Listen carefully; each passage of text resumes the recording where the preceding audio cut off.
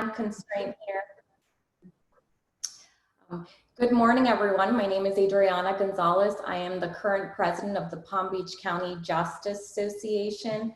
I'm thankful to everyone who is here this morning to learn about our judicial candidates.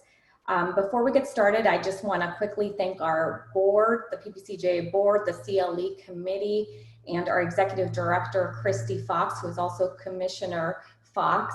She worked really hard to set this up, and we're excited to let everybody know that this is being recorded, so it'll be available later if you do have to sign off. And we've decided not only to open up to the public, but we've decided to add the Spanish language closed captioning feature. So I'm going to go ahead and give a quick instruction in Spanish. Para las personas que están aquí, que solamente hablan español y que quieren ver los subtítulos, pueden oprimir abajo de las pantallas donde está la CC para ver el subtítulo de la traducción, y también pueden escoger para ver la transcripción completamente si quieren eso como una opción. Pero para ver los mensajes y la traducción tienen que escoger abajo donde está la CC. Gracias. So, we know that, so for everyone who is not, a PBCJA member, and for anybody who's a member of the public, just to give you a little background as to who we are, we're the Palm Beach County Justice Association. We represent victims of negligence and injustice against corporations and insurance companies. We're comprised of about 400 trial lawyers and about 100 paralegals, and we represent the plaintiffs in civil suits. We wanted to have this forum because we know that, electing judges is probably the most important election that we can participate in. Judges preside over our family law cases, over our property right cases, over our criminal cases. And for us, they preside over our civil cases where we represent people who have been injured due to negligence against corporations and insurance companies. But even though we practice in court, it's still difficult for us to know, who the right person is to elect for these judicial seats. And we know that it's hard for us. We definitely know that it's difficult for the rest of the community to make informed decisions. And so that's why we felt that we should open it up to the public, especially while we're doing it virtually, because it's easy to do and it's important. And we decided to go one step further and add the Spanish language closed captioning, because if it's hard for the public to know, it's certainly probably not information that it ever is, reaches the non-English speaking community. So we're trying to do our best to educate ourselves and educate the public so that we can make the very best decisions. It becomes even harder in Palm Beach County, where we're electing from excellent groups of people. So it becomes that much harder when you have, people running for one seat and they're all qualified and they're all great. And so we're just trying to give the public a little bit of insight as to what trial lawyers look for in who they believe would make the best judge. So, you can see what we find important, what we're concerned with. So hopefully we do have some members of the public that can benefit from this. So for our moderator today, we have Domnick from Domnick Cunningham Whalen. He is a past president of the Palm Beach County Justice Association. He's also the current treasurer of the American Association for Justice. He'll become the secretary next week. Sean is my friend, my mentor, and he's entrenched in everything civil justice, not only from representing his clients in the courtroom, but involved with every justice association, just trying to protect the civil justice system and trying to protect access to the courts. So without further ado, Sean, if you could please take over and serve as our moderator today. Thank you. Thank you, Adriana. Good afternoon, everybody. I'm glad that we're able to get together today to have an opportunity to hear from these judicial candidates. I know that ballots are going to be going out soon, and so it's a perfect opportunity for everybody to get a little bit of insight into who it is that's running for these spots. We have two groups that are contested. There's Group 30, and then there's Group 16. What we're going to do today is for about the first 40 minutes or so, we're going to hear from the candidates from Group 30, and then we're going to go to the candidates from Group 16. So the candidates from Group 30 are Jaimie Goodman, Adam Myron, and Caryn Siperstein. And so what we're going to start with is give each one of them about a minute to have an opening introduction, and then we'll move into questions. And we're going to start just in alphabetical order. So we'll start with Judge Goodman. Good afternoon, everybody. Can you hear me okay? Can you all hear me? I think if you could speak up just a little bit. Okay. Can you hear me okay? Yes. All right. Thank you. I'm Judge Jaimie Goodman, and I've been your circuit court judge for over 5.5 years. I have over 37 years of courtroom experience. I served in the civil division, the family division, probate and guardianship division. I've also presided over domestic violence cases. I have the most jury trial experience in this race. Given our challenging times, this is not the time for on-the-job training. I've been recognized for my work in that I've been selected to serve as a faculty member in 2019 and 2020, teaching new circuit court judges civil trial procedure.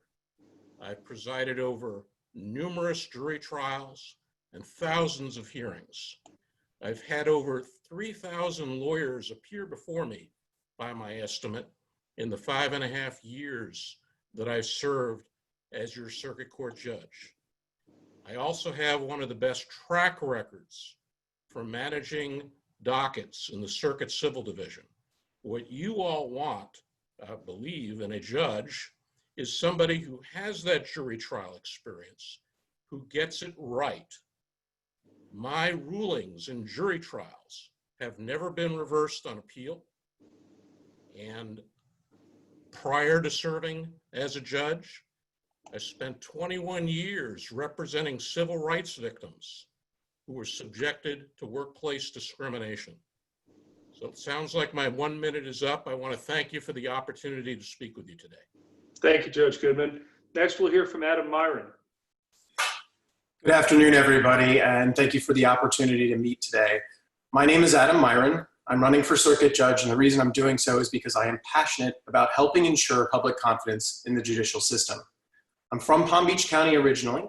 I grew up here, went through our public school system here, went to Suncoast High School, in fact, and came back shortly after law school in Washington, D.C. to Palm Beach County because this is where my roots are, and I care deeply about our community. If anyone follows our campaign's Facebook page, you'll see that I've participated in roughly a dozen food distributions over the last few months, helping our community because I want to serve our community, and I hope to do so as a judge as well. I've been practicing law for approximately 18 years, and in that time, I've been in court over and over and over again on complex civil, commercial, trust and estate, and professional liability matters. I've also practiced in other areas of law as well, but that's the bulk of my practice. And I'm also a circuit mediator because I love helping people as a neutral and impartial facilitator of conflict resolution. But that's just one part of the equation. I recently received the endorsement of the Sun Sentinel in this race, and in their extensive write-up, they noted the importance of demeanor in a judge, and they felt that I was the right candidate for the job. I couldn't agree more. Demeanor is the second part of the equation. It's extraordinarily important that you have judges that recognize— And Adam will have a chance to get into that a little bit more, but we're trying to limit the openings. We've gone a little over 1.5 minutes, so I'm sorry. Okay, my time is up. To cut it off, yeah, we'll get in. We'll have a chance to hear from you. And so finally, we're going to hear from Caryn Siperstein, please. Thank you very much. My name is Caryn Siperstein. I'm also running for Palm Beach County Circuit Court Judge in Group 30. I'm running because I want to make a positive change, and I believe that I can be the difference that our county deserves. I currently serve our community as an assistant AAG, an assistant attorney general, in the Civil Litigation Bureau. I handle a wide variety of cases, including tort litigation, prisoner litigation, constitutional challenges, eminent domain, and many more areas of the law. Prior to my service as an assistant attorney general, I also served as a mediator for the Palm Beach County Circuit Court in the 15th Judicial Circuit. I handled family and dependency cases, and I enjoyed working with parties, bringing them together, and being impartial. Besides having a strong history of public service, I also have the benefit of private practice. I have represented plaintiffs and defendants. I've handled a wide range of cases, including business and real estate matters. And I consistently and continually volunteer in our community because I believe that's very important. I serve on the board of the City of Delray Beach Education Committee, and I volunteer throughout the community. And I believe that I would be the best choice to be selected for Palm Beach County Circuit Court Judge. Thank you. Thank you very much, everybody. I want to go into the first question, and there was some allusion to it in each one of your opening statements. And Adam, we'll start with you. And tell us what you, in as plain English as you can, what you think your judicial philosophy is. Yeah, so one of my favorite would be. Pardon me? What your judicial philosophy would be if you were elected. Sure. One of my favorite quotes is, "Be kind, for everyone is going through a great struggle." And to me, that means you recognize that when somebody appears before you in court, you know, they carry a whole life experience behind them. You have to treat everybody with a recognition as a judge that professionalism is paramount. And you have to treat them with dignity and respect, because you have to recognize that most people don't even meet a judge until one of the worst days of their life. And a judge has to set the tone of professionalism in the courtroom so that others will mirror it. For me, that means that regardless of who you are or where you come from or what you have or what you may not have, you're going to be treated with decency and respect, so that whether or not you win in court, you will come away knowing that the system works, and you will feel that you were treated fairly and you were heard. To have that kind of demeanor, like I said, it's the second part of the equation, and it's just as important as legal skills. So that's how I would run my courtroom if elected. Thank you, Adam. Caryn, talk to us about your judicial philosophy. Thank you very much. Similar to Adam, I do believe that most people coming to court are dealing with probably one of the most difficult times of their lives. And I want to make that experience as pleasant as possible. I will treat people with respect and professionalism and civility. And people will know that if they come into my courtroom, that they'll have an opportunity to be heard, and that I will listen to all the facts and apply the law to those facts. It is very important that people have an opportunity to have their day in court so that they feel that they had a just and fair hearing. And that's what I promise I will provide if I am elected as your next Palm Beach County Circuit Court Judge. Thank you. Thank you. Judge Goodman, your judicial philosophy. Well, my philosophy is simple. This is the people's courtroom. When folks come into the courtroom, when you come in representing people, representing entities, I make sure that I am prepared, that I've done all the research. I give each side a fair shake. I wake up every day realizing that when I go into the courtroom, that I've done the work to make sure that I know the law and I make the best rulings that I possibly can. And again, given our circumstances, now is not the time for on-the-job training. You want a judge who has the experience to get it right. Thank you. Thank you. The next question I want to talk about a little bit is carry on from there. And we're the Palm Beach County Justice Association. So I'd like to hear from each of you. What does justice mean to you? And how would you define injustice? And how does that how does those definitions then implicate your role as a judge? So Caryn, let's start with you. Oh, thank you. So justice means to me a fair and equal opportunity to be heard, and that the judge presiding listens to all the facts and applies the law fairly.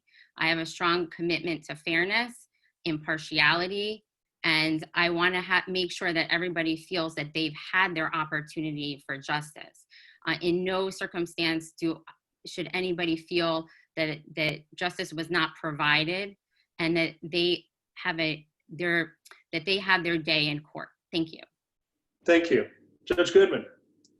Justice to me means that everybody gets a fair shake in the courtroom, regardless of who they are, regardless of race, ethnicity, sex, sexual orientation. Everybody gets a fair shake, whether it's the attorneys, the litigants. Every case that comes before me, I treat as the most important case on my docket, because that's the most important thing to you when you're coming into the courtroom and to your clients. So that's what justice is. Injustice is when you don't abide by those principles and you let yourself be swayed by public sentiment or be concerned that an attorney might be critical of you because of the manner in which you prepare yourself for the hearing, or perhaps because a judge asks some hard questions. Now, that doesn't apply to most of the attorneys who appear before me. But, you know, when questions need to be asked and when folks are not prepared for those questions, I want to make sure that we all get it right. And that's part of the judge's job. Thank you. Thank you. Adam?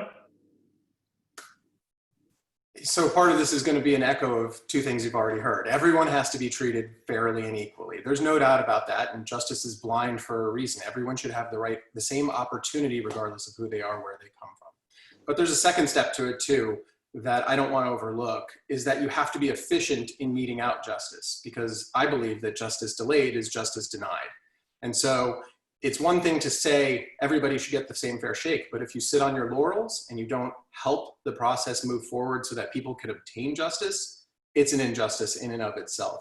And that's what I would say justice means to me, all of those things combined. Okay. Want to stay in this general topic and go to the relationship of judge to the lawyers that have come in front of them and with regard to the litigants.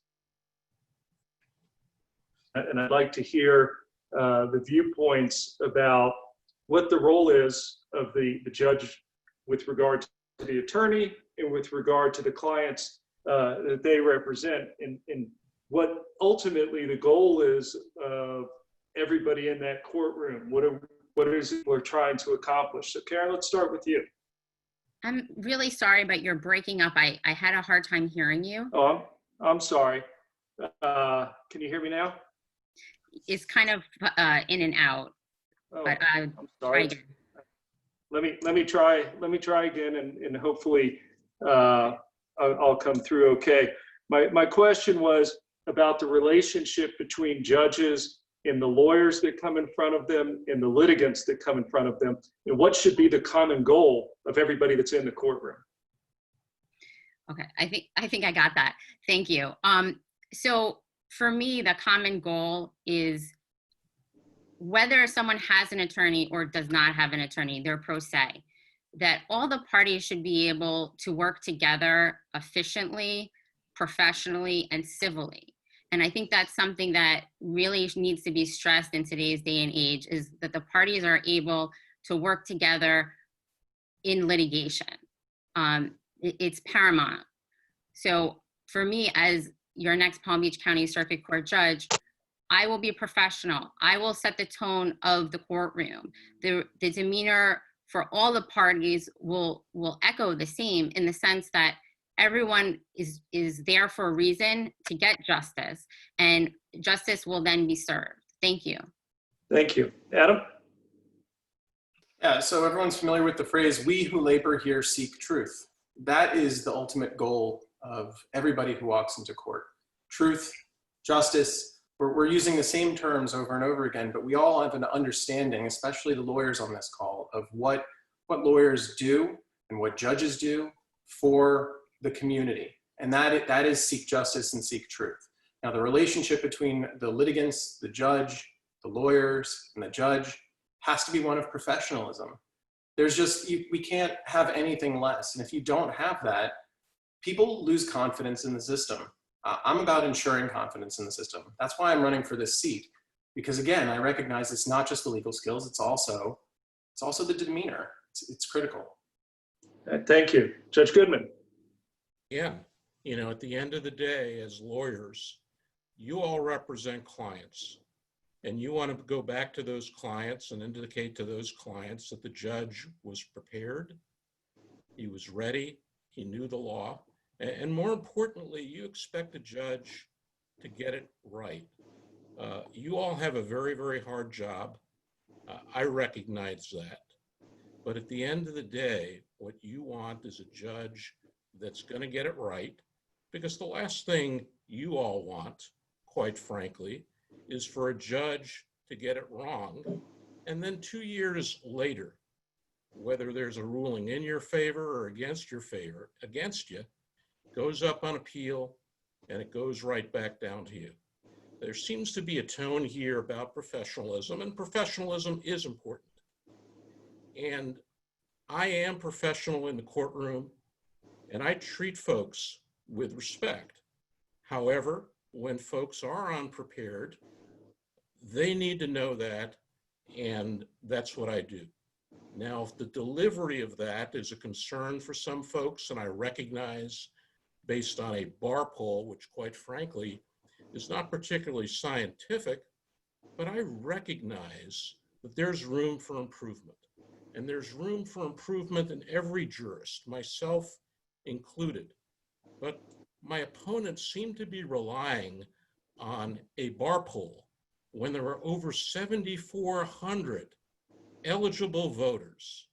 And of those voters, only 278 participated.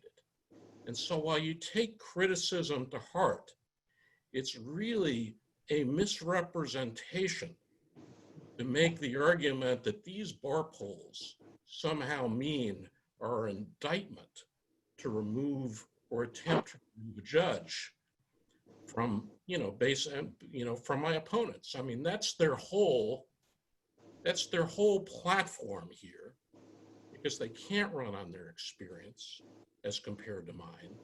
So they're talking about the demeanor, and they're talking about the bar polls. And while the bar polls may have had a purpose, a well-intended purpose by the Bar Association, quite frankly, now they are used as an electoral tool, and in this case, improperly used. Thank you.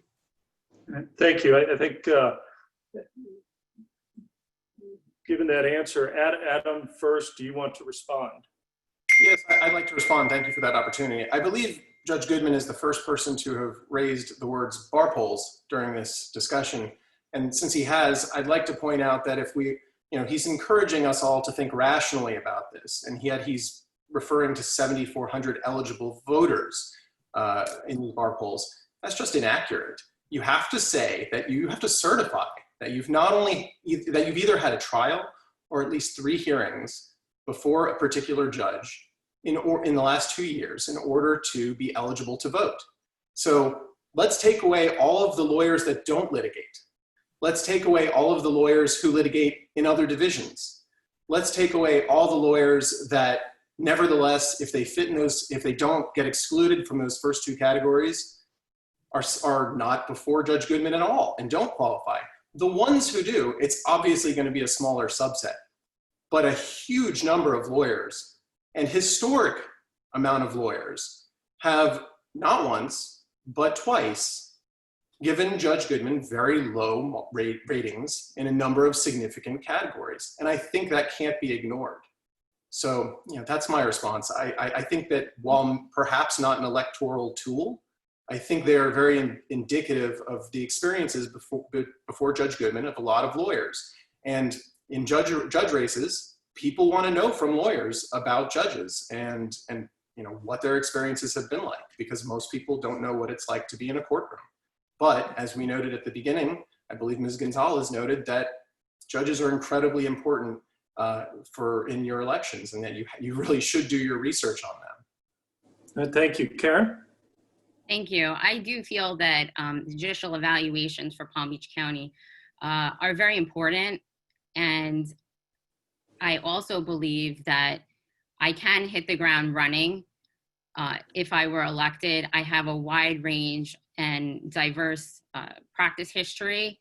And I believe that potentially in the future, if judicial evaluations were to come out, if I were to run for a second term, they would be impressive. Thank you. Thank you. I want to switch a little bit, and we are right now in historic times. The changes in the court system due to the COVID virus are profound, but out of all of these problems often come opportunities, and we've all been utilizing technology now in new ways that have not been used before, and the court system has. So some of the questions that people wanted to hear about is going forward, when hopefully sooner rather than later COVID is behind us and we're back into a more normal state. Talk to us about what you view your role of technology being with regard to hearings, witnesses at trial, calendar calls, things like that, and how can it be utilized in a positive manner, and what are the dangers of it? So Caryn, we'll start with you. So I actually love this question. I've been asked this a lot. With today's, unfortunate, because of the pandemic, we have moved forwards with technology, which I think has been wonderful, because it has, I believe, saved lawyers and litigants a lot of time and money to be able to appear virtually. And I think potentially moving forwards that it serves a great purpose. It would also save the court time and money. Right now, obviously, civil jury trials for Palm Beach County are not moving forwards. But there are pilot programs like in Miami-Dade regarding jury civil trials. And I really do feel that perhaps with a little bit more refinement and some education regarding virtual tools, they can be a real asset. Thank you. Thank you. Adam. Yeah, so as technology evolves, I believe that the court system has to evolve as well. And there are a lot of advantages, and as you noted, there may be some dangers. I think it's important that we strike a balance whereby we evolve with technology as a court system, and that will help with greater transparency. More people can see what the court system is about, perhaps by logging into hearings just to see what they're like, so that somebody doesn't have to actually sit in the gallery to view a hearing. There are a lot of things that you can do to help promote efficiency and transparency, but one of the dangers that I would caution against it with too much use of technology, or at least remote technology, would be, a judge's job is in large part weighing the bearing and credibility and demeanor of witnesses, and without people in front of you, that's very hard to do. Also, there could be instances where somebody is appearing remotely and you don't know if somebody's in the background or somebody's possibly handing them notes, or they're using their devices to get information that they wouldn't otherwise be able to have if they were on the witness stand.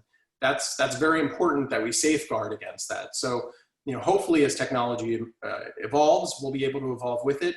Those are some of the advantages and of course some of the dangers. But I intend to make my courtroom, if elected, one where We do take advantage of useful technologies, and we promote transparency in the courtroom. Thank you, Judge Goodman. Okay, and again, it's our courtroom. It's the people's courtroom.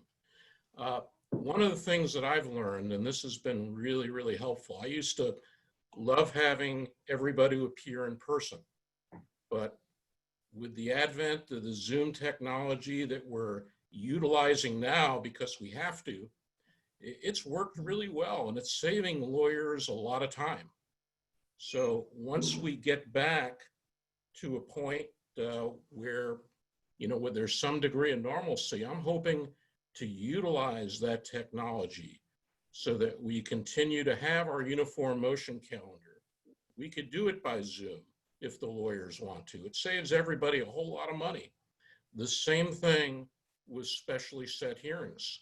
We could do that by Zoom too, if that's what the lawyers prefer. Same thing with calendar call, because I've converted all my calendar calls right now to an e-calendar call.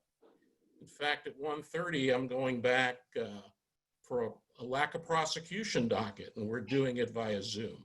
So I am hoping that all those kind of hearings, that when we get back to normal, that we're going to be able to utilize that technology productively and save your time. Now, I think the civil jury trial, for all of you guys are trial lawyers, all you folks, you know how tough it would be to have a remote jury trial. And hopefully we're going to get back to the point where we can have jury trials in person. I was just on a conference call with ABOTA, and there's some really interesting thoughts that are percolating out there. And we're going to get through this, and we're going to get to do our jury trials in person at one point. But all the other hearings, I think we're learning a lot, though a lot of this can be done by technology. And I welcome that. I truly do. Thank you. Thank you. People have talked about getting back to jury trials, and we're all hopeful that we're going to be able to make that happen sooner rather than later. I think that, I talk to lawyers around the country, and I can tell you that in Florida, we are so far ahead of what so many others have been doing in order to keep our cases moving during this. So it's been a testament to the bench and to the bar with how effective people have been. But of course, without jury trials, there's only so far that we can go. And that brings me to my next question, which is about jury selection and the philosophy of jury selection from a judicial point of view, how important it is in the case, and what are the restrictions, if any, that you would place on jury selection, including time limitations as a judge. And Judge Goodman, we'll start with you. All right. Well, jury selection is important to you. And, a lot of times it depends on the nature of the case. As you're well aware, Sean, there are some cases out there which give the judge some degree of discretion on limiting jury selection. I'm sure you've read the cases. But what I do in my cases, the typical auto accident cases, premises liability cases, where the issues are not that complex, I let the lawyers know ahead of time that we're looking at about an hour and a half each. If you need more time than that, then approach the bench. And as long as your questions are not repetitious or redundant, I always err on the side of giving the time, because that's what the law is. The last thing you want to do as a judge is have a case reversed on appeal because of jury selection. But more importantly, it's important to your clients, because the 6 or 7 folks, well, one will be an alternate, maybe there'll be 2, but the 6 folks that ultimately go back in that room and decide your case, they're going to be deciding it, and you want to make sure that you've had adequate opportunity to ask them the questions that you want to ask. I mean, many trial lawyers will tell you that they think the case is won or lost. after the jury is selected. So I know it's important to you, and I'm going to give everybody, all the lawyers, the flexibility that they need. But a lot of it depends on the case, and a lot of it depends on the questions that the attorneys are asking. I mean, as you all know, there are different degrees of attorneys who come in and try jury trial cases. And a judge has to be flexible and has to know the law to make sure that everybody has a jury selection process that is not only fair, but is going to survive the test of time of that case. Thank you. Thank you. Adam? I feel like a theme that of what I've been discussing today is striking a balance. And I think it's important in jury selection, although I can't comment on how I would act in any one particular case. I think it's important that you allow the attorneys to be thorough and take the time they need to properly vet potential jurors. On the other hand, the balance is that they can't take too long, obviously, because as I said early on, we have to get to efficient meting out of justice. So my philosophy is again, strike that balance, make sure that, and I would agree with a lot of what Judge Goodman just said there, that you have to be flexible. It's very important. And at the same time, we can't lose sight of the fact that as these technologies emerge and there are maybe different ways of going about the jury selection process, have to make sure that our juries are made up of our peers. And it's critical that they're fair, that we don't have strikes because of anything involving prejudice based upon color, gender, sex, which is different than gender, or any other protected class as well. But again, striking that balance is very important to me. Thank you. Caryn? Thank you. My potential, judicial philosophy is that juries are quintessential to our cases, and we need to have the opportunity to properly question the jurors. I do agree that everything is case specific, and obviously we can't comment on any particular case, but I do believe in a fair process in which jurors are properly selected, and efficiency is also very important, that we need to strike a balance with that. And as a judge, I will be flexible and give attorneys latitude and make sure that they have the opportunities that they need to present their case properly. Thank you. Thank you. I want to switch a little bit and try and give people a little bit of insight into who each of you are outside of your jobs as lawyers or jobs as judges. With that, so Caryn, since we've got you up, we'll start with you.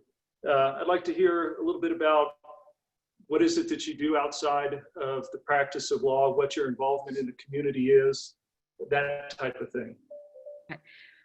Thank you. So obviously besides being an attorney, I enjoy helping people, which is why I became an attorney.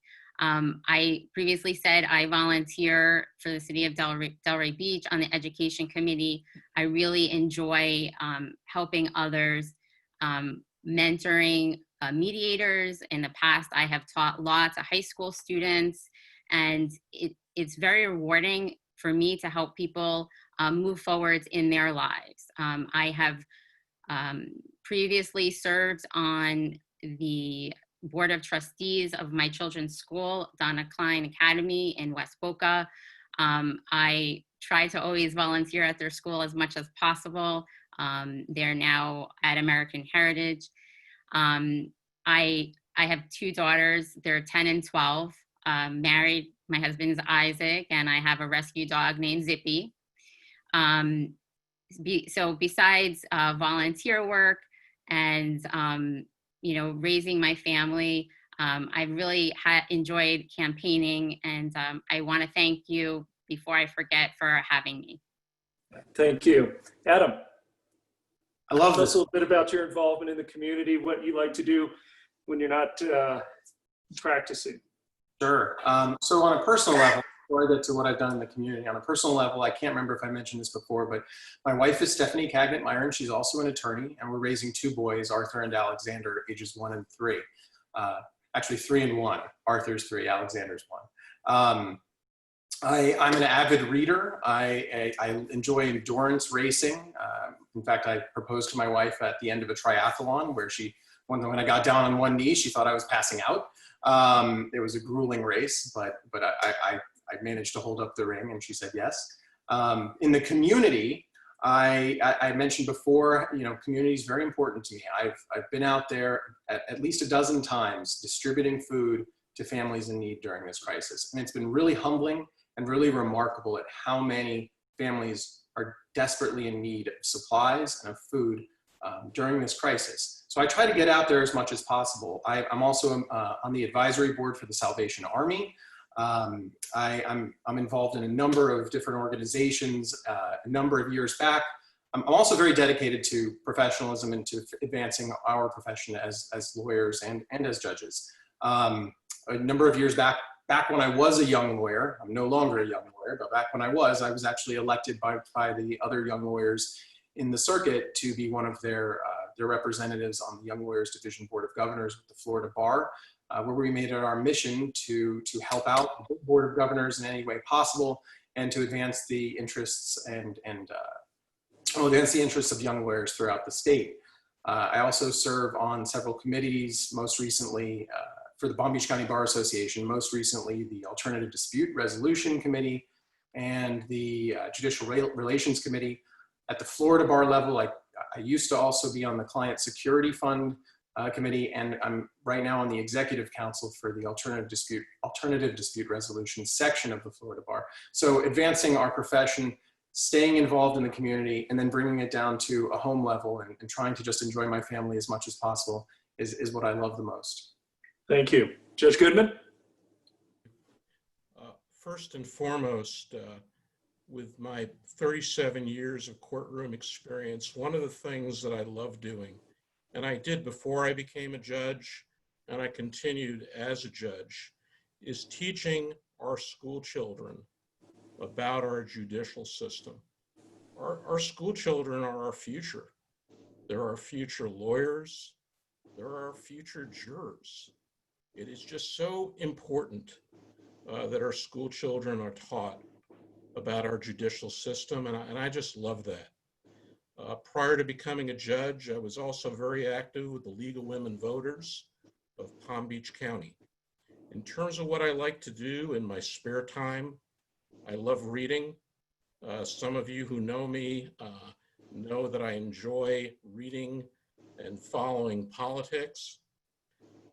But one of the things many of you don't know, I am 62 years old. I've been a bachelor all my life, no children.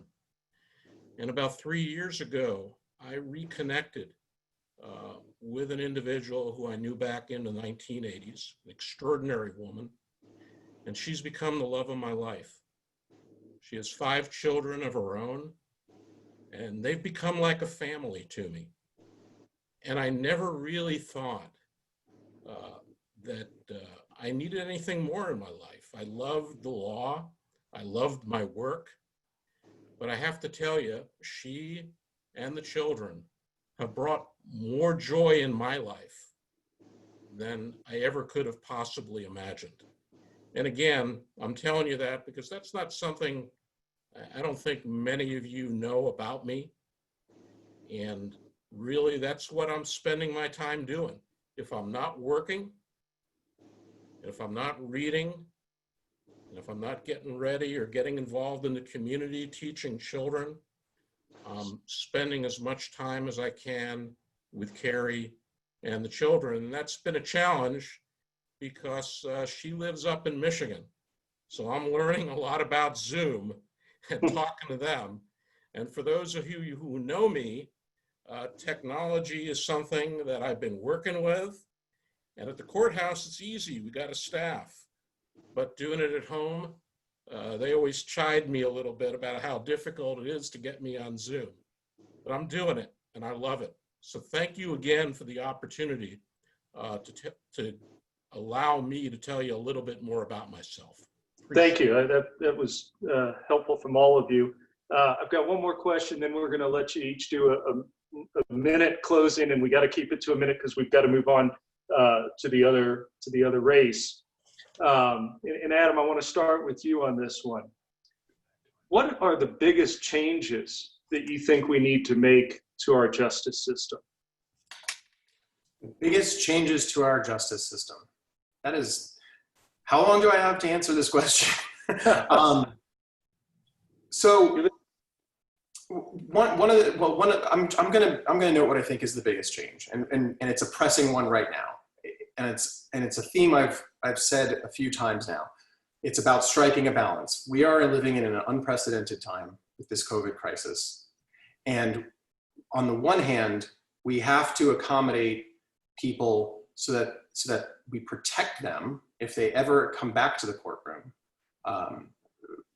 For hearings, special set hearings, trials, they have to feel and actually be adequately protected.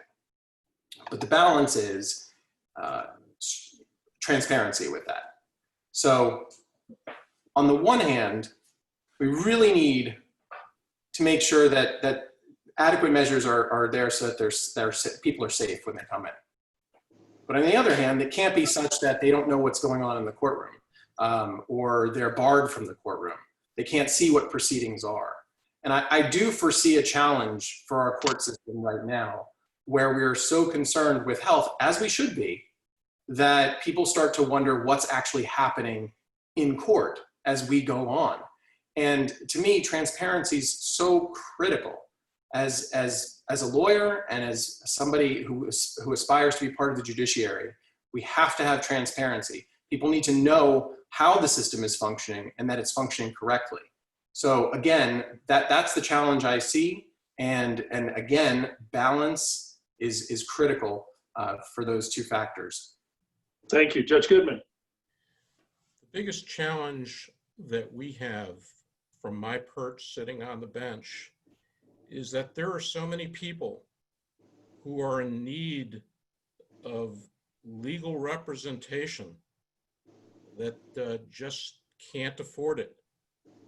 I know we have legal aid out there, but many of the folks, some of the pro se litigants that come into the courtroom have indicated that they don't have anywhere to turn. And if I had that magic wand, one of the things that I would love to be able to do is make sure or have the resources out there with all the money that we're all spending in judicial elections. We'll put that money to good use to making sure that everybody in the civil arena who needs a lawyer can have a lawyer, and have a lawyer that can actually go into court and effectively represent them. We have other challenges too, and one of them is getting back to our new normal, whatever that new normal is. But you can't have justice if folks come into the courtroom and they don't have access to proper legal representation. Thank you. Thank you. And Caryn, biggest, what needs to be changed, or the biggest challenge to our system? So there are obviously many issues that could use room for improvement. Obviously, funding is quintessential. There's always that balance between efficiency and having your day in court.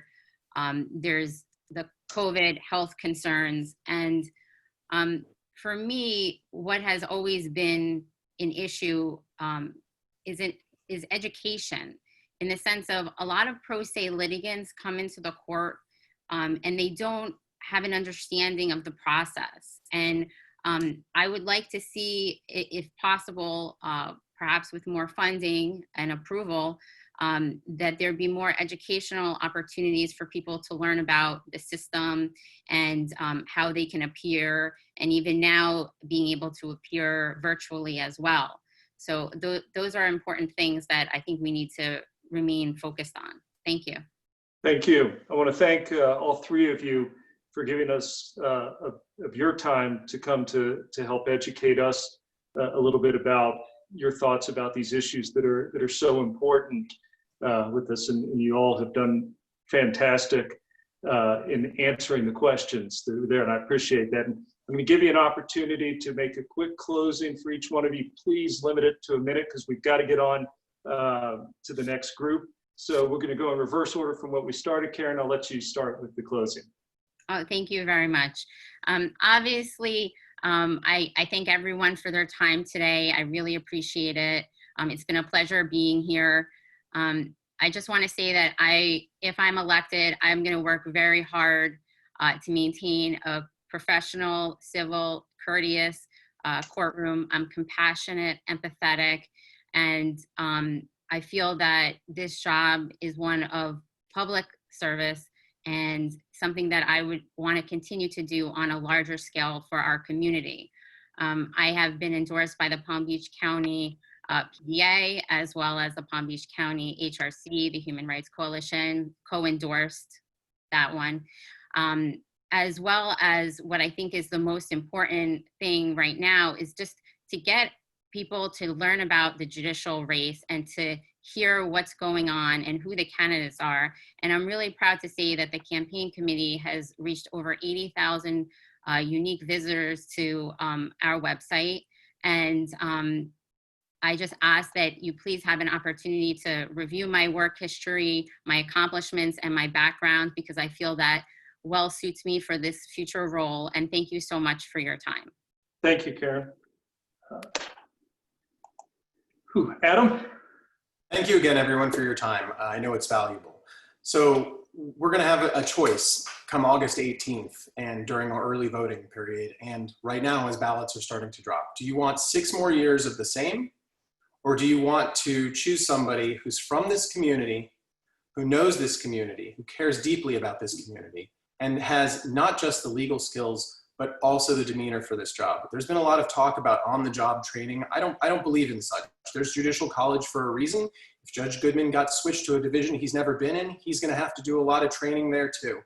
And I think that every judge would be hard-pressed to say that they're not learning as everything is changing in the world at this very moment in light of the pandemic.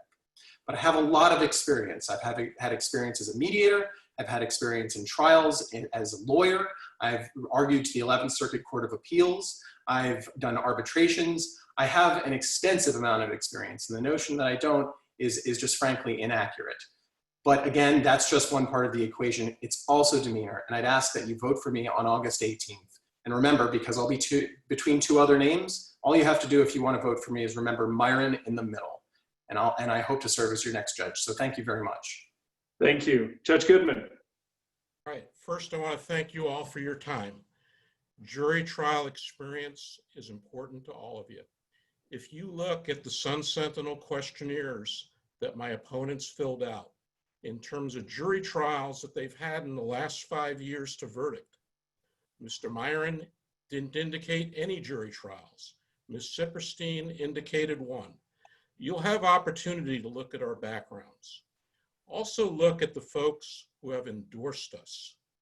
I've been endorsed by Women's Issues Now, where they have folks who've actually watched me in the courtroom.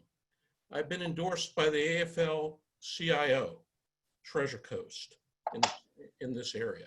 I've been co-endorsed by the Human Rights Council, as well as endorsed by a number of elite attorneys, including but not limited to John Romano, Chris Searcy, Fred Cunningham, former State Bar President Jay White, Barry Postman, Salisha Smith Gordon, David Prather, and Lake H. Lytle III, and many others. At the end of the day, though, you have a choice. And I'm asking you to choose experience. Yes, I brought up the bar polls because that's the whole elephant in the room.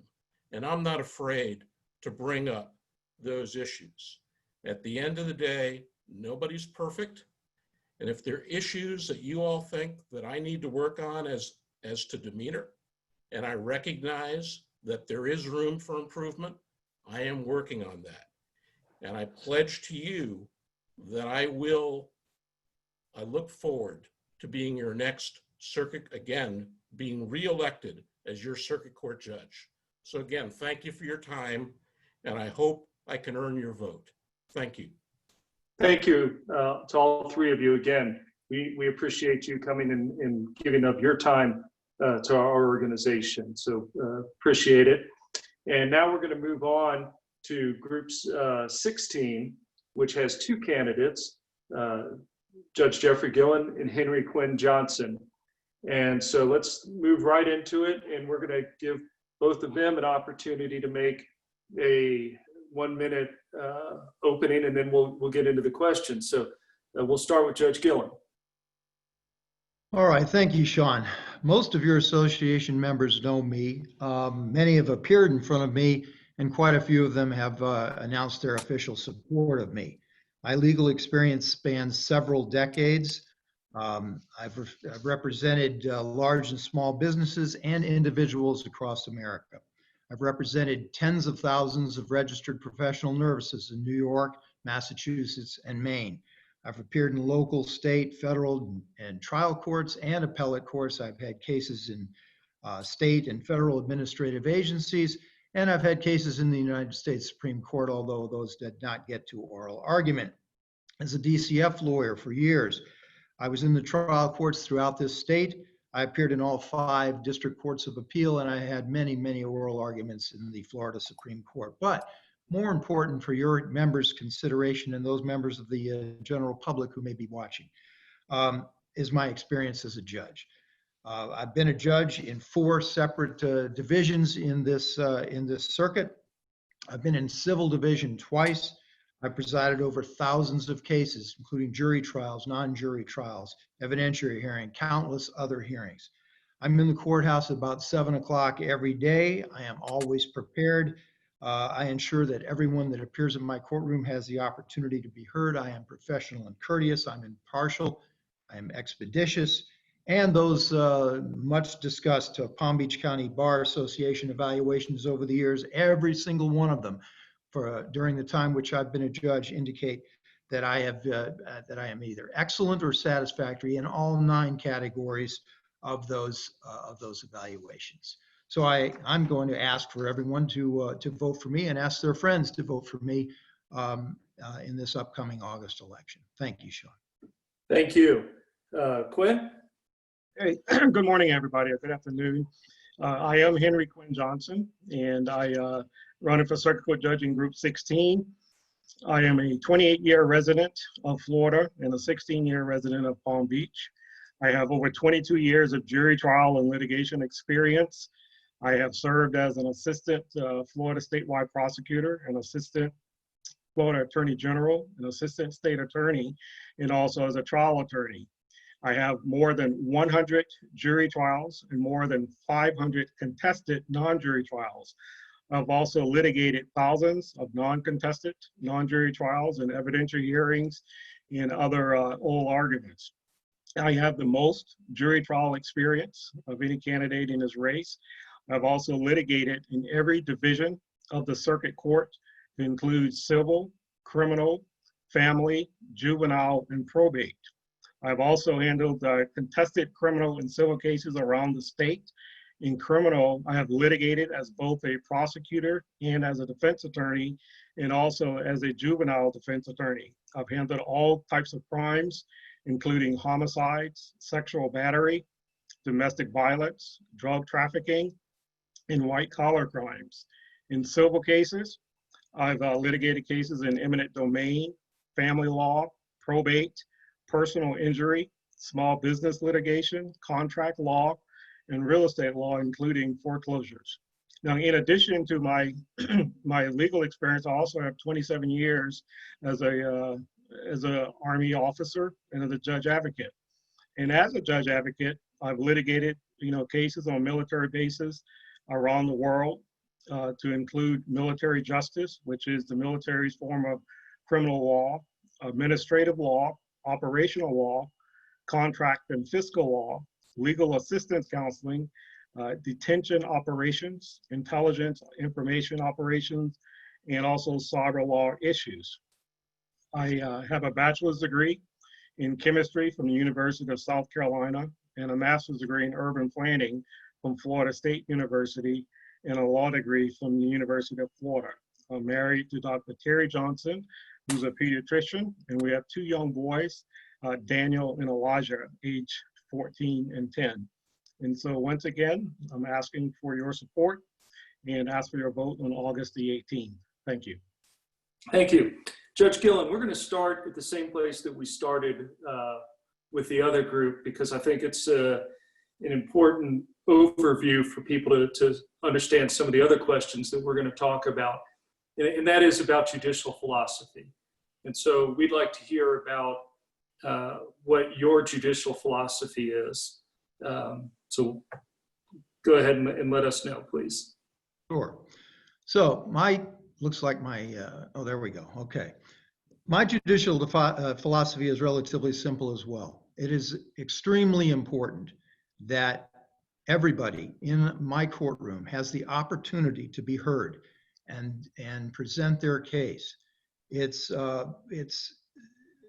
fundamentally fair that everyone have that opportunity.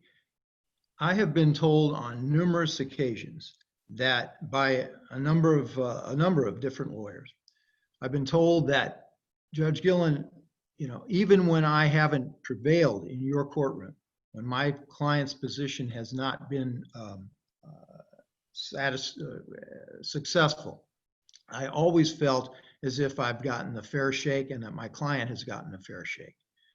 My deputy, Shadiq Grimsley, for 6 years, frequently would tell me, Judge Gillen, you have the patience of Job.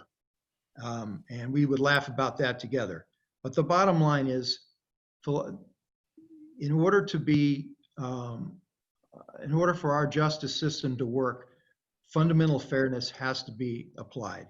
And the best way in which to apply that is make sure everybody has the opportunity to be heard, so that by the time they leave, when the decision is made, even if they've lost, they know that they have had an opportunity to be heard and they've had their day in court. Thank you. Quinn, can you talk to us about what your judicial philosophy would be? Well, one thing that I learned early on, as a young person, my parents taught me to always treat others the way that you want to be treated. And that's something that's always guided me through my life, through my education, through my military service, and also as a practicing attorney. And so when you think about, equal justice under the law, to me, that kind of means treating people the way that, I want to be treated, the way others want to be treated. And so that means that when a case comes before me, I'm not going to prejudge anything. I'm not going to make any improper comments, but just allow people to be heard. And I think that's one of the things that, people want and expect, from their judiciary, is that it's transparent, but it's also that they're going to get a fair shake. And so for me, that's important, and that will be the guiding principle regarding a philosophy for me. Thank you. Thanks. And I want to follow up with that because in the last group, there was some discussion about different qualities of lawyers that might come before you when you on the bench. And we recognize that there are different lawyers who have more experience, lawyers who have more guidance within their law firms and things like that. So talk to me a little bit about your viewpoint on, as a judge, if you have lawyers in front of you who aren't as experienced or going down the wrong path and may not be best representing their clients, what's the judge's role in trying to bring that lawyer to better representation, if any? Quinn, let's start with you. Okay. Well, because, I've always been a litigation attorney, always been a trial attorney. And so I've always had that experience, being in a courtroom. When I started out as an assistant state attorney in Pinellas County, the courtrooms were always recorded. You had a live feedback to the office. And so you always knew, that you were being watched. You always had to be prepared. And I think that, whether someone is a brand new attorney or someone who has more experience, there is a level of competence that is expected. But being, having that type of, trial experience that I've had, all the courtroom experience that I've had, having worked as a, as a plaintiff's attorney, also a defense attorney, prosecutor, and a criminal defense attorney. Sometimes you kind of know, you get a feeling when things are about to go wrong. And for me, from my experience, it's always been, important to kind of preserve the record.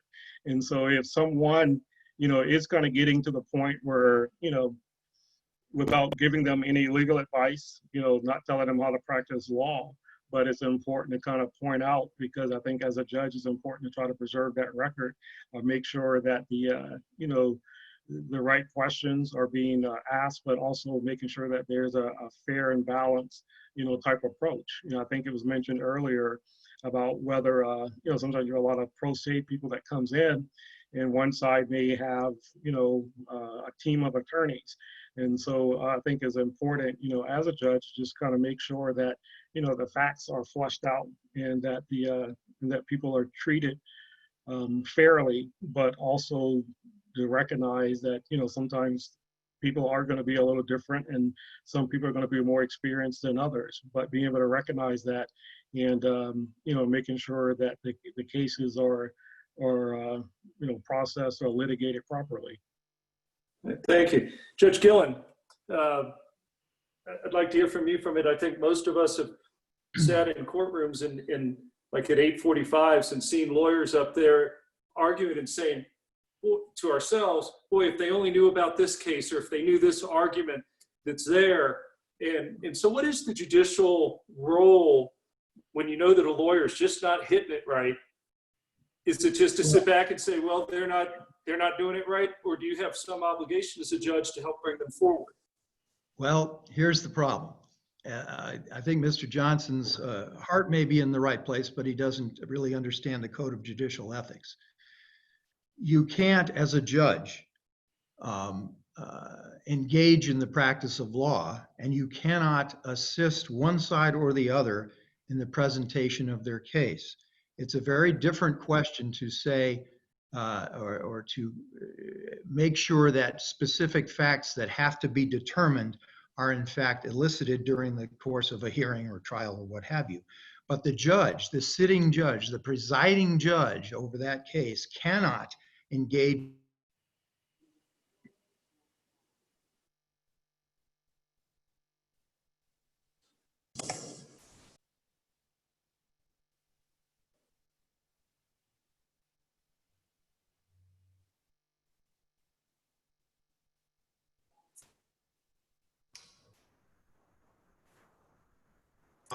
I've done that on numerous occasions.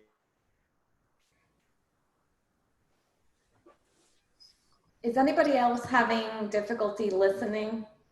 Yes. Yes. Judge Gillen, I think we may Yes. be losing your connection. And so I don't think we've heard like the last the last minute of what you said. Oh, great. Okay. So I don't know what I said in the last minute entirely. I'll start all over again, if that's all right. The bottom line is, as a sitting judge, a presiding judge over a hearing or a trial, you cannot engage in the practice of law by assisting one side or the other. If you perceive that one side or the other, or the lawyer for one side or the other, is doing an inadequate job or a less than professional job, there's very little that you can do in that instance. The code of professional conduct or the code of judicial conduct is very clear on that. And as I started to say, I don't know whether anybody got this, that's not to say that as a judge you cannot, from time to time, assist less experienced lawyers and suggest to them that they do additional research, suggest to them that the case that they presented on a particular point may not be 100% accurate. The bottom line is you can give some forms of guidance, but you can't do the job for them. Well, let's take it then outside of the moment on the case in front of you. Is there a role for a judge who sees somebody who may want to, you see people with different levels of investment of trying to do it, and they might not just be doing it right. Is there a role for a judge with regard to mentoring lawyers And if so, tell us about how it is that you've done that. There can be, back to me? Yes, Okay. and then we'll go to Quinn. Sure. There certainly can be.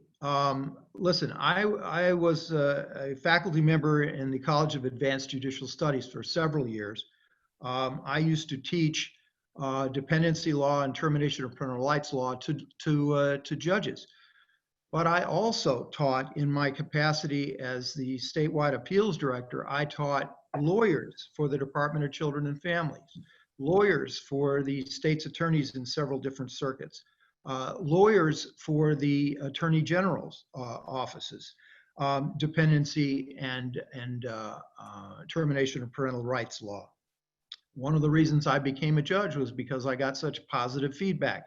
They all said, you know, Mr. Gillen, you really ought to be either a law professor or a judge. And then I got that same kind of feedback from the AJS students, the judges, in other words, that I taught in the College of Advanced Judicial Studies. And they said, you know, have you ever really thought about running for judge? So anyway, that's why I became a judge. So yes, the bottom line is yes, there is an opportunity. There are opportunities for education. I participated in 2 different Inns of Court systems. I think those are wonderful, wonderful organizations. I participated in the civil court. I can't remember the name of it right now. It's slipping my mind. But and I also participated. I did that for 4 or 5 years, and for 2 or 3 years, 2 years I think. I did the same in the Inns of Court for the family law.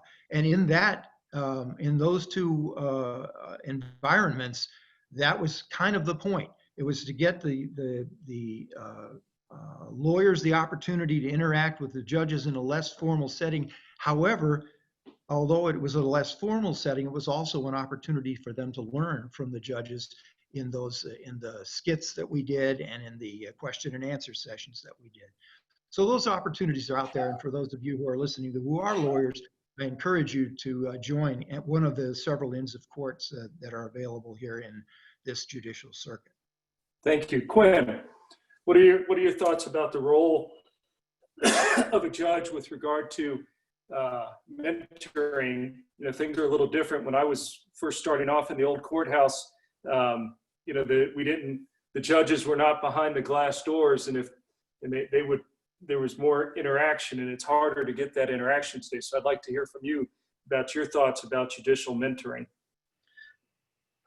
Yeah, I agree. I know when I started out, you know, as a young prosecutor, and there were times, you know, because you're always in the same courtroom with the same judge, and usually you're working with the same defense attorneys. And so usually, you know, after, you know, a trial period or something, we would always get together and kind of talk about, you know, that's what we call like an after action review, you know, what things we could have done better and what we can, you know, make things better the next time.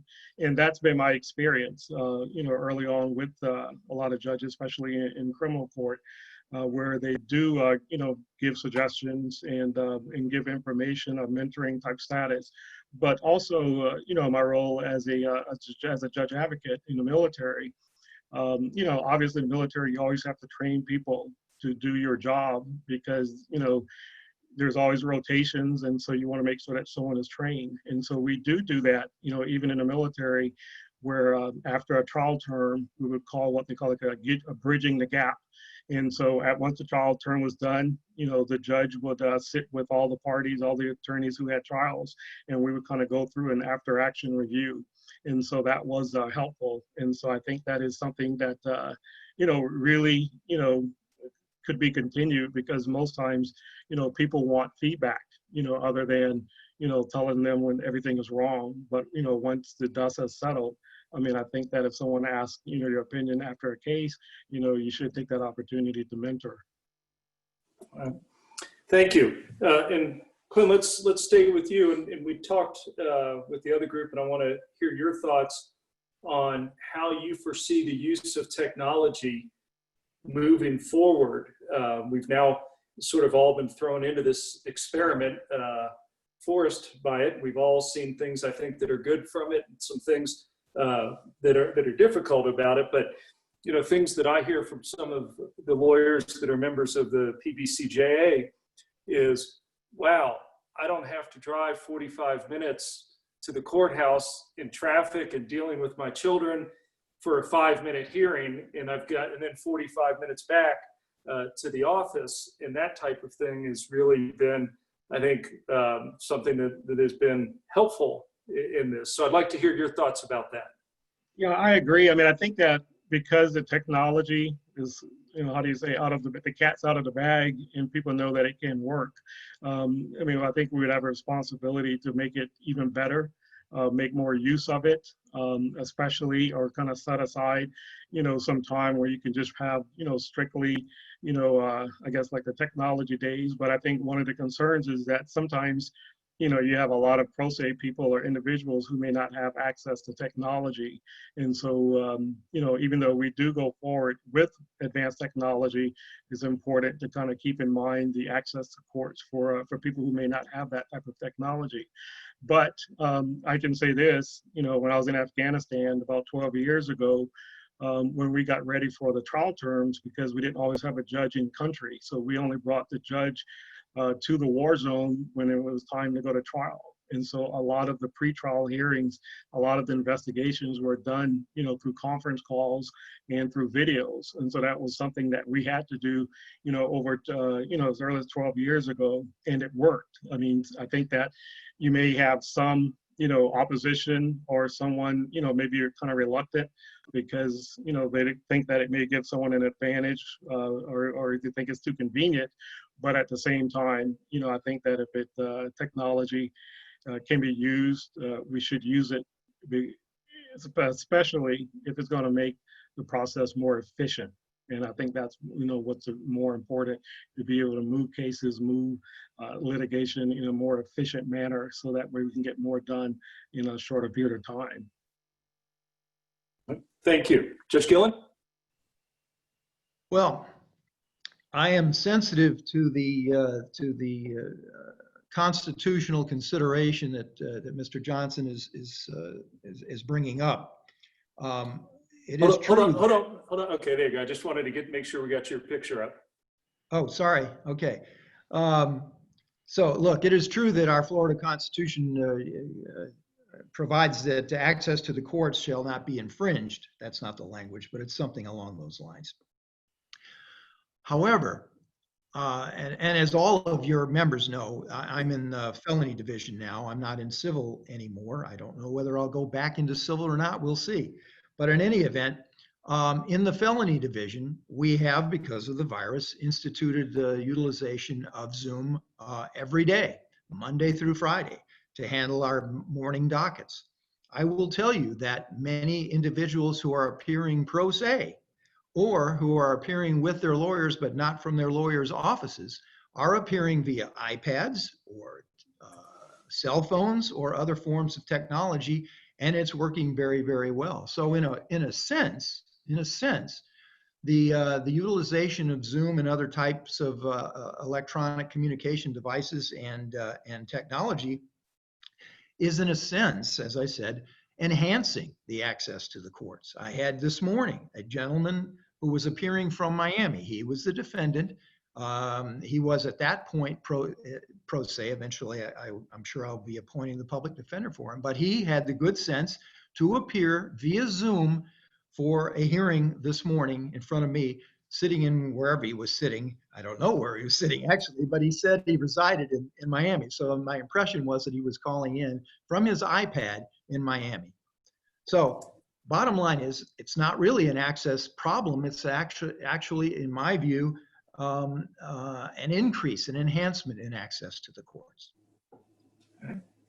Well, thank you. I want to switch to jury selection.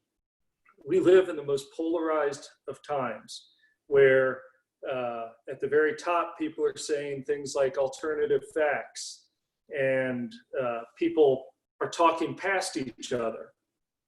And so that has great implications in jury selection and what it is that we need to learn.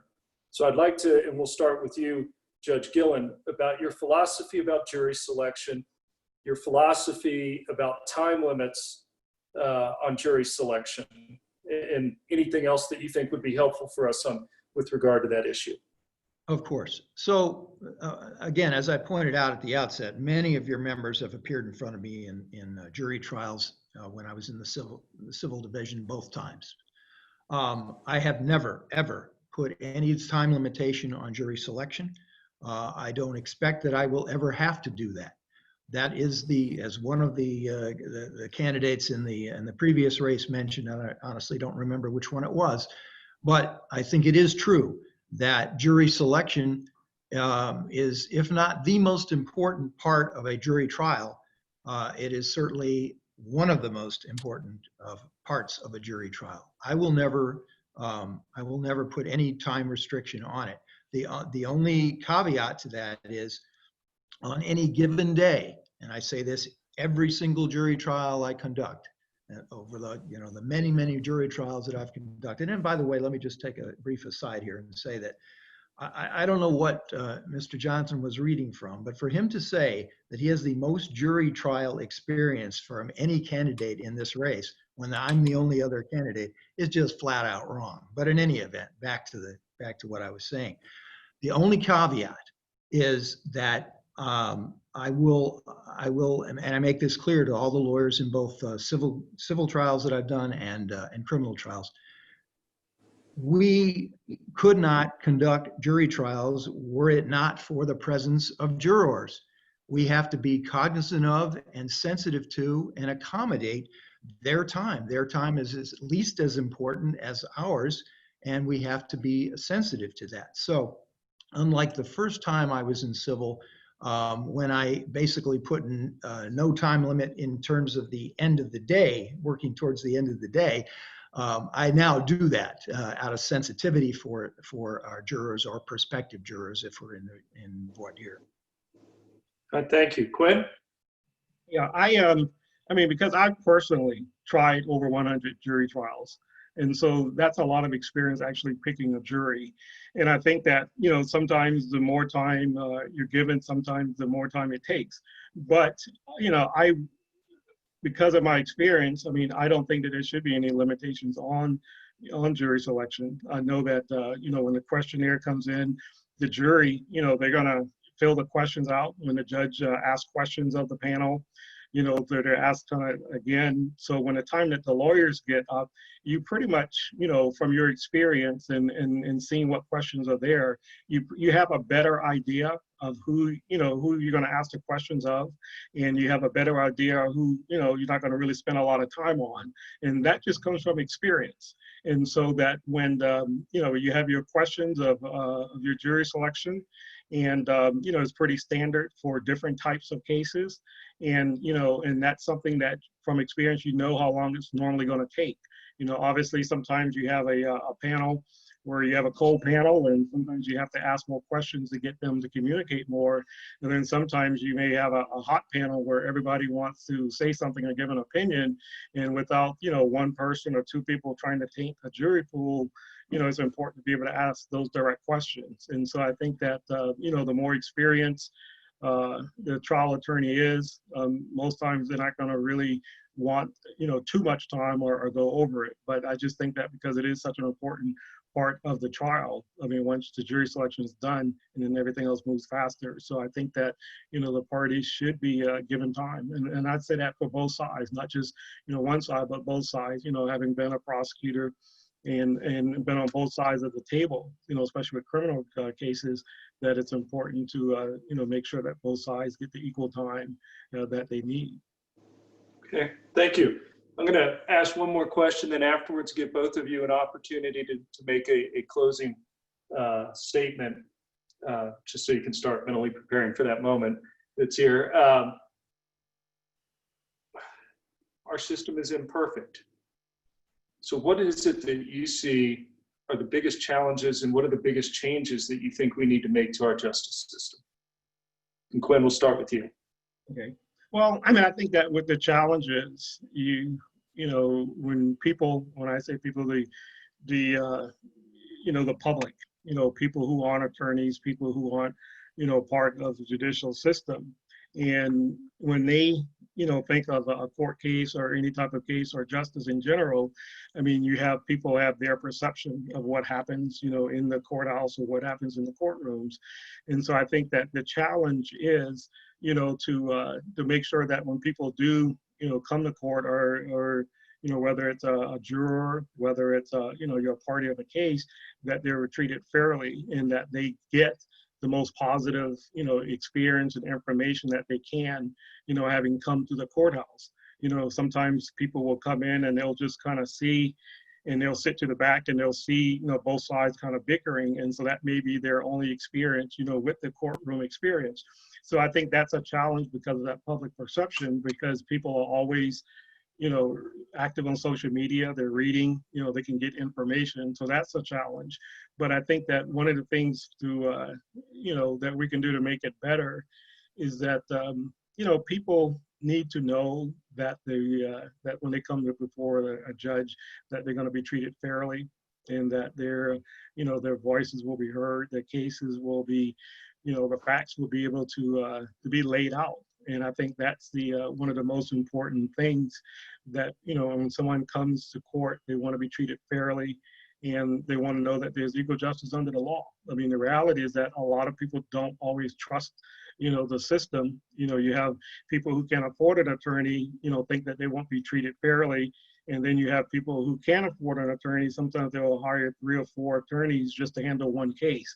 And so, it kind of works both ways. So I think that, the system, we need to, I guess kind of reimagine, how we see the judiciary and kind of, sometimes see it the way that the public sees it, because, it's going to affect them in ways that, could be life-changing.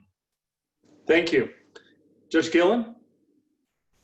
I don't disagree with anything my opponent just said, but I'll take it a little further.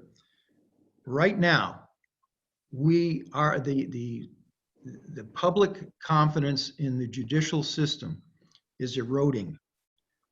We as judges have to make certain that we stop that bleeding, we stop that erosion in the confidence, because without the judiciary, without the judicial system as the co-equal branch of government, and without the people's faith in that system, our entire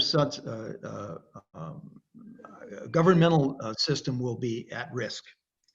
So I agree with largely with what my opponent said, but I think that what this also brings to the fore is the importance of having judges who have experience, but not only have experience, but have experience and the ability to bring that experience to bear in a manner which is such that the people who sit in court, the people who observe court, the people who hear about court, understand that our judicial system is working properly, it can be counted upon, it can be relied upon, and it is something that they will have faith in. We've got to continue that. It's under attack now. I think unfairly so, but I understand why, given what I've read in the papers.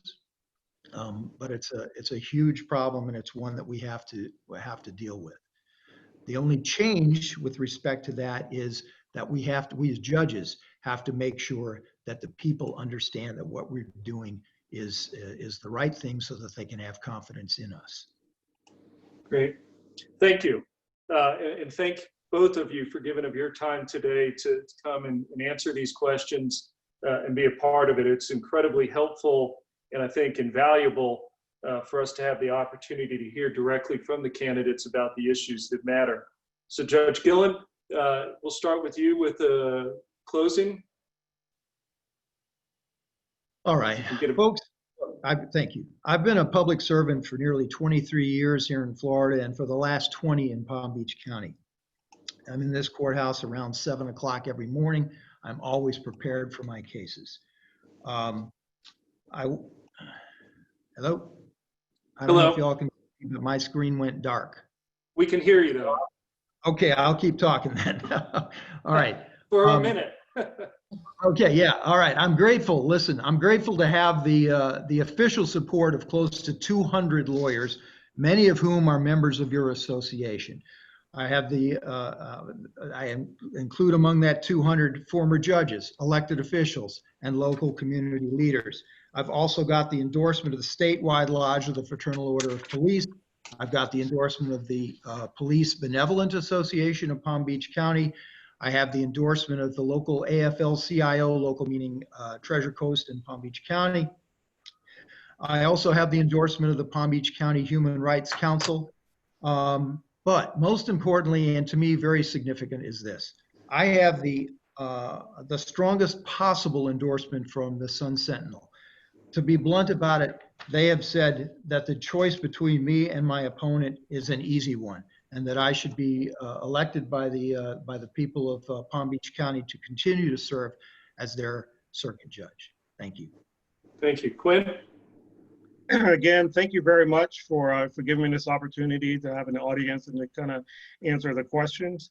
Obviously, as I stated earlier, I do have the most. I've personally tried over 100 jury trials, so I know that I have the most jury trial experience in this race. I would ask you to go to my website, quinnjohnsonforjudge.com, and you will see that I have the endorsements of many elected, current, and former elected officials across the county of Palm Beach County, a very broad-based support. I would also ask that you visit my Facebook page, Quinn Johnson for Judge, and to read the articles. You know, like I stated, I've been in Florida for 28 years, here at 16 here in Palm Beach County. And, you know, I encourage people to read the articles that have been written about me and also my opponent, you know, for the past 15 years. And when it comes to experience, I have experience as a civilian attorney, but I also have 27 years as a military officer. And I've served in 3 different war zones: in the Afghanistan War, where I served as Chief of Military Justice, where we were responsible for not only making sure that there were fair trials, but also making sure that they were safe. And we did that without any loss of life. I served in the Bosnia conflict, and I also served in the Gulf War. And so I've been awarded the Legion of Merit. I've also been awarded the Bronze Star Medal. And so I bring a broad experience, both as a civilian and military experience, to Palm Beach County. And that's what I want to bring to the judiciary, because, you know, obviously I'm uniquely qualified based on my broad experience as an attorney. I've basically worked 2 jobs as an attorney, one as a civilian attorney, but also as a reservist, where I've been dual-hatted for many years. So after my retirement, I've been able to spend more time with my family, but I've also wanted to, you know, continue that public service, where I have over 27 years of service to our nation and service to our state as well. And so, all right. Okay. And so again, ask for your vote, and let's get ready to win with Quinn. All right. Thank you both very much. Thank you to everybody who listened in today. I hope that it was helpful to you in your decision making that's there. And everybody have a nice and safe weekend. Thank you. Thank you very much. Before we hang up, on behalf of the Palm Beach County Justice Association, I just want to thank Judge Goodman, Judge Gillen, Caryn, Quinn, Adam for participating. Thank you, Sean, for being a really involved past president. We're so thankful for your leadership and your mentorship. And I just want to give the floor to our Executive Director, Christy Fox, or Commissioner Christy Fox. She was instrumental in organizing this, and I'm so thankful to her for making this accessible to the public and in Spanish. So I want her to close this event out. So Christy, if you could just come in and make some closing remarks for us. Thank you. I just want to thank all of our attendees today for joining us, and especially our participants, our candidates. Thank you so much. I am an elected official as a City of West Palm Beach Commissioner, and so I know very well how hard it is to put yourself out there and have these public interviews. And so I just want to thank you, all 5 of you, so much for wanting to serve our community, I want to remind everybody that Election Day is on August 18th, and early voting begins August 3rd to the 16th. So we hope that this forum has helped you make some decisions. And I would be remiss if I didn't mention to all the plaintiffs' representatives out there that since early March, we've had several webinars. We have 2 coming up next week on July 15th. We will have Brian Lebovic, and on July 24th, Jack Scarola. So those invitations will be going out soon. So thank you again all for attending, and good luck to our candidates. Thank you, everyone.